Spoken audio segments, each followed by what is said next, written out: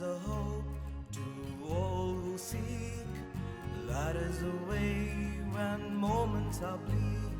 So look up to the skies, the light is Jesus Christ, and all who seek will find. Na na na na na na. Na na na na na na. Na na na na na na na na na.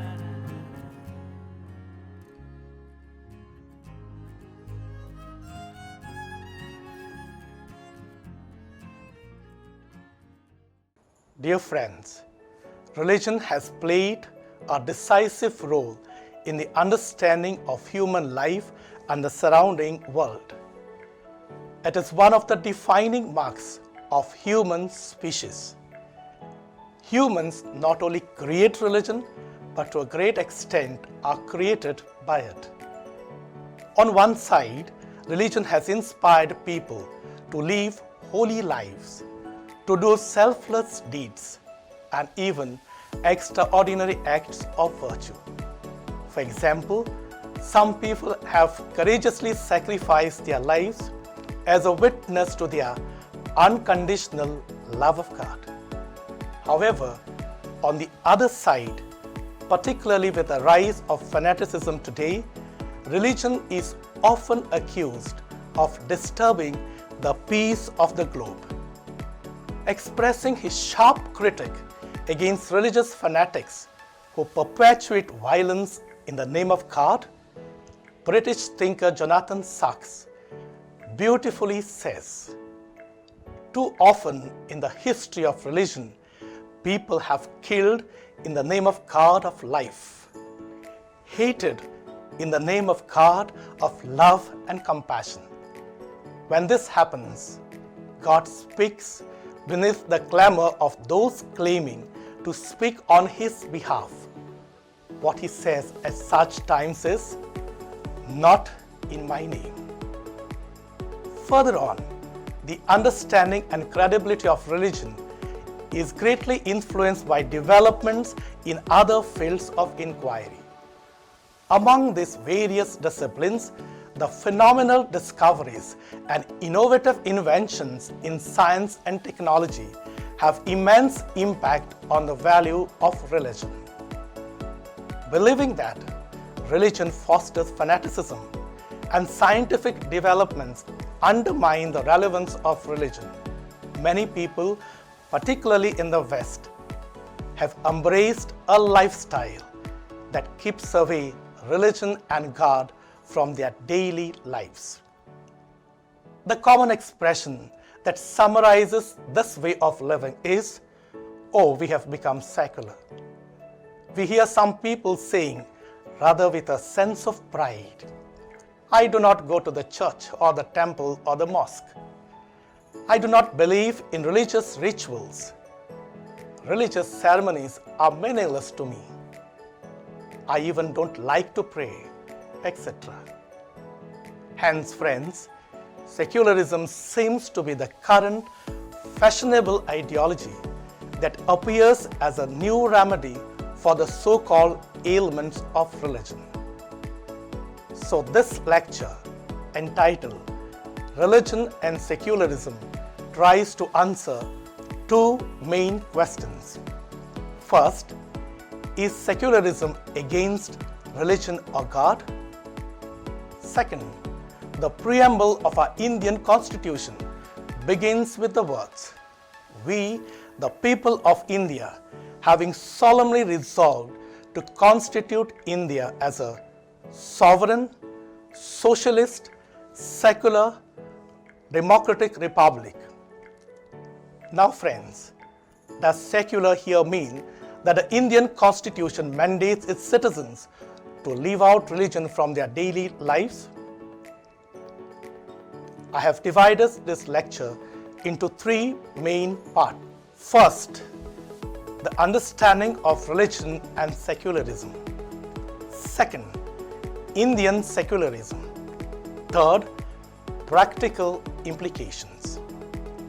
In dealing with these three sections, I have relied mainly on the insights of three renowned thinkers: Canadian philosopher Charles Taylor, Spanish-born sociologist of religion Jose Casanova, and Indian political theorist Rajiv Bhargava.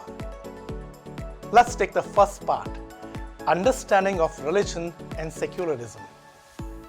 Secularism is essentially connected with the concept of religion.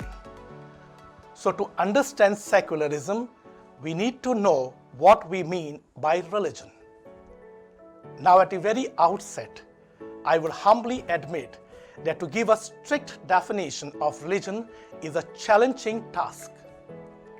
Although friends, we use the word religion so commonly in our daily lives, it involves such a huge variety that it becomes difficult to pinpoint what is essential and what is accidental to it. For instance, as soon as we hear the word religion, the first thing that comes to our mind is the word God. And so we might be tempted to define religion as an institution that involves belief in God. But Buddhism, which almost everyone accepts to be a religion, does not believe in God, and hence would not be qualified to be termed as religion. And this sounds absurd. To carry forward our discussion, I will proceed by taking refuge in the famous words of philosopher Michael Polanyi, who said, "We know more than we can say." Hence, though we might not be able to say what exactly and precisely religion is, I am sure all of us know what religion is. So for understanding, we might explain religion as a system of beliefs and practices which are adhered by a moral community in order to promote good and virtuous life. Now, what is secularism? People commonly believe that to be secular means to be indifferent to religion, if not against it. So, secular implies simply to be opposite of religious, or that what is non-religious. But friends, did the term secular always mean this? A simple historical analysis shows three different shades of relationship between religious and secular, namely engagement, disengagement, and non-involvement. First, engagement or enriching friendship. It is interesting to note that the term secular has emerged first as the theological category of Western Christendom. Secular, from the Latin saeculum, means belonging to this time or age. So saeculum or secular was used to distinguish this limited time-bound world from the eternal realm of God or heaven. Eventually, in the medieval period, based on the religious-secular distinction, we have two worldviews: the religious secular world of salvation and the secular profane world. Accordingly, the clergy was divided into religious clergy who lived in monasteries away from the world and led a life of Christian asceticism, for example, the Carmelites, and the secular clergy who lived in the world with the laity to sanctify the world, for example, the diocesan priests. Thus, friends, in its original theological meaning, to secularize meant to convert religious persons or things into secular ones. For example, a religious priest decides to leave the monastic life in order to live as a diocesan priest living in the world. So, early Christian secularization aimed to bring the religious life out of the monasteries so that all live a life based on gospel and Christian values. Hence, we can say that Christian spirituality try to eliminate the dualism between religious and secular by taking the religious secular and the secular religious through mutual reciprocal infusion. The second relationship, disengagement or unhealthy separation. Certain developments in the world, particularly in the West, during the modern period, that is, from the 15th century AD onwards, transformed the distinction between religious and secular into a somewhat bitter separation between the church and the state. The Renaissance, the Enlightenment, and the scientific revolution led some people to place absolute trust in the human ability to arrive at truth without divine help.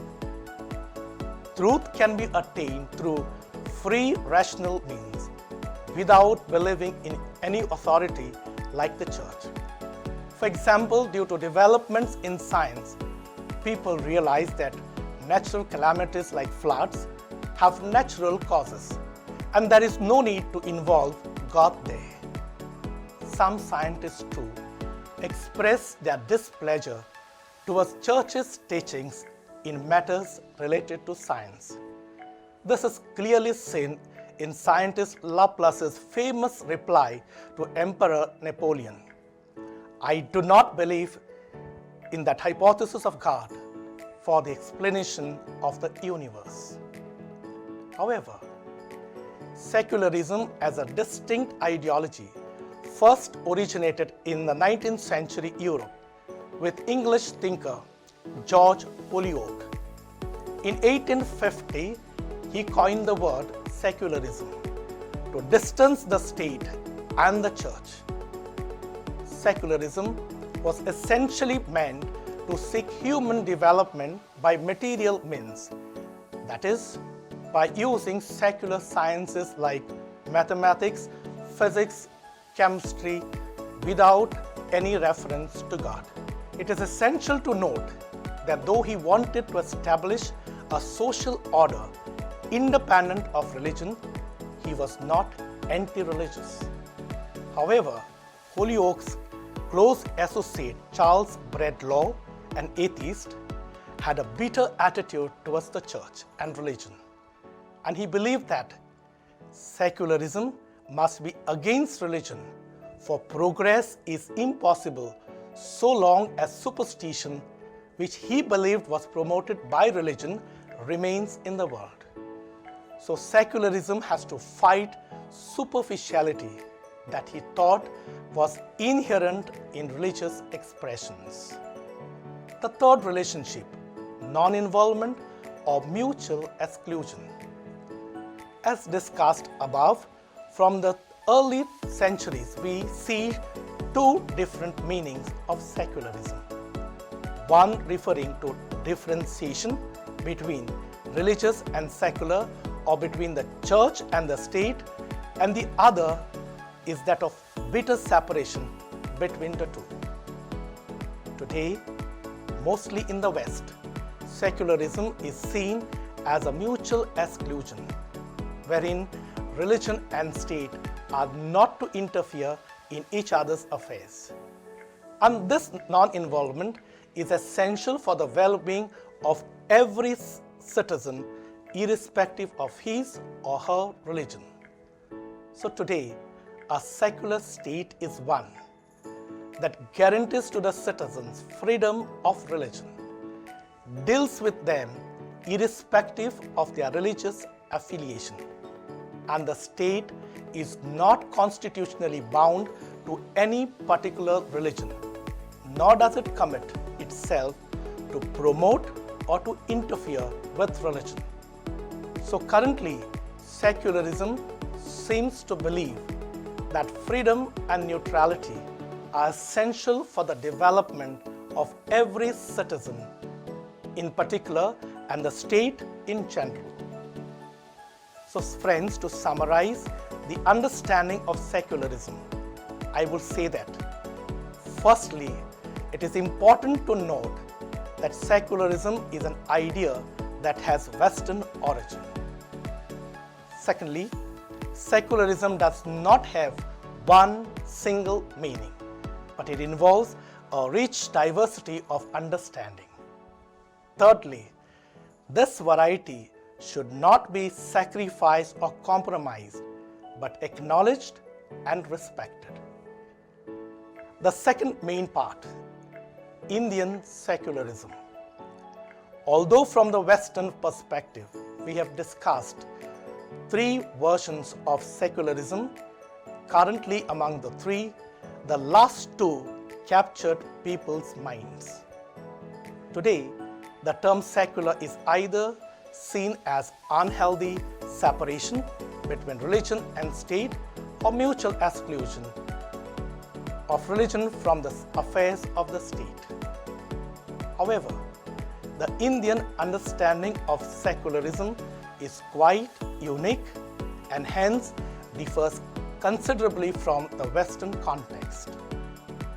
When the preamble of the Indian Constitution states that India is a secular republic, it seeks to describe the relationship that exists or which ought to exist between state and religion. This relationship between the two can be described as having four main features. First, the state should not have any religion of its own or as its official religion. Second, all religions are accepted, respected, and equally protected by the state as its obligatory and sacred duty. Third, the state grants equally to all its citizens the free exercise of the right to freedom of religion. Fourth, the state shall not discriminate against any particular religion, implying that the government shall not prefer to favor or to disfavor any particular religion vis-a-vis the others. So friends, an insightful look at the above four features shows how Indian secularism is unique and enriching. Unlike the Western, the Indian version does not imply a strict, bitter separation of religion and state. The government has to positively protect equally all religions. Though it denotes a state of neutrality towards all religions, the state has to recognize the value of all religion, respect all religions, and above all, uphold religious diversity.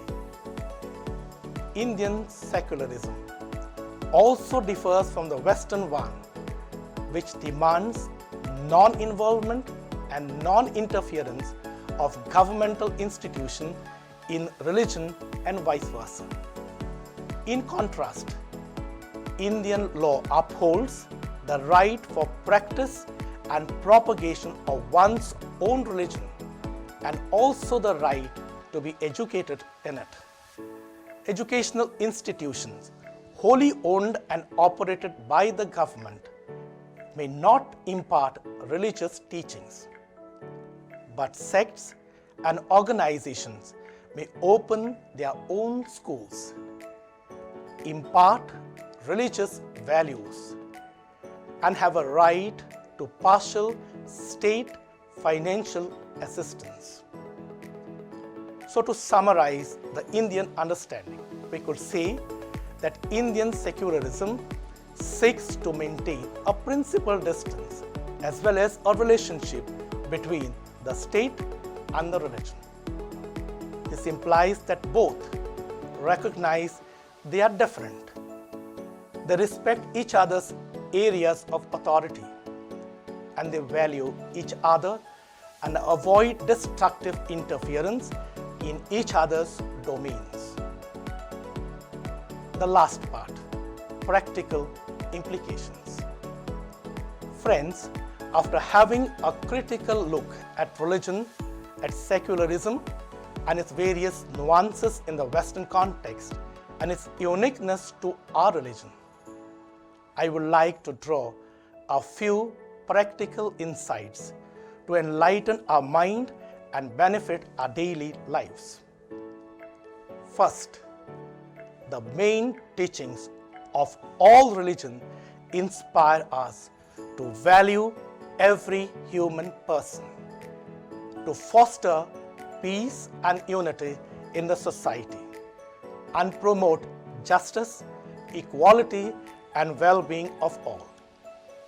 Hence, it is essential to have a sound knowledge of our own religion and that of the other, to honor the wisdom and to fight against those who misuse religion for their vested interests. Second, friends, religion is never against scientific advancement, as God is the source of all knowledge and wisdom. Thus, the growing increase in scientific knowledge is never a threat to the relevance of religion. On the contrary, scientific mindset helps to evaluate our faith, deepen it, and make it more relevant, valuable, and transforming.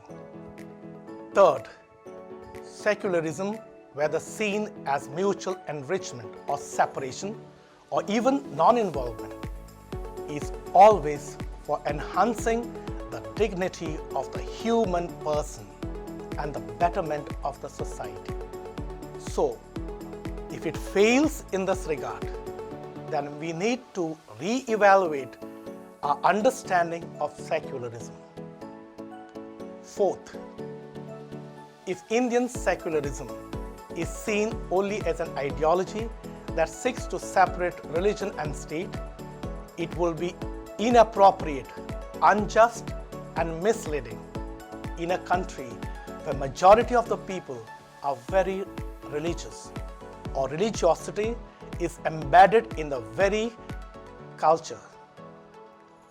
Lastly, in a country like India, numerical supremacy of one religion may predispose it to disfavor or even to oppress religions which are smaller in number. Secularism thus can serve to protect religious minorities from discrimination and persecution. Friends, to conclude this lecture, I would like to say with conviction that religion is God's blessing to humanity. It makes life meaningful, beautiful, and fruitful. Spirituality or religious nature is deeply rooted in humans, and so secularism, understood as a hostile separation between the state and religion, will lead to injustice to both. So, friends, instead of splitting them, it will be essential to explore ways to relate them constructively, to avoid mutual harm, and to promote common well-being. Thank you, and may God bless you.